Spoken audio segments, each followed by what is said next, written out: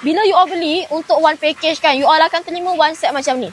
Satu tudung, satu kain. Ni tudung bawah nombor 1. Ini Material Royal sebidang 4 meter. Akak next color Hani review lagi sayang. Next color Hani ada warna light grey. Yang ni color light grey. Light grey ni sangat cantik kakak. Lagi-lagi kalau you all ambil one package dengan tudung, dia macam ni.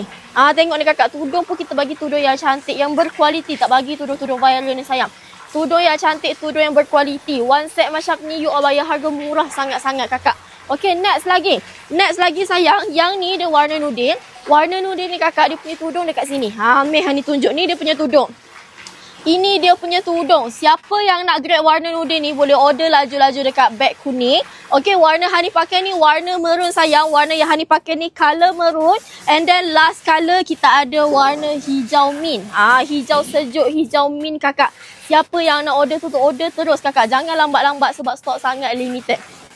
Siapa yang nak grab boleh grab sekarang, stok sangat limited. Sekarang ni ada yang grab warna maroon, ada yang grab warna hijau, ada yang grab warna nude kakak. Yang nak beli kain sahaja pun boleh. Boleh beli dekat beg kuning nombor 1.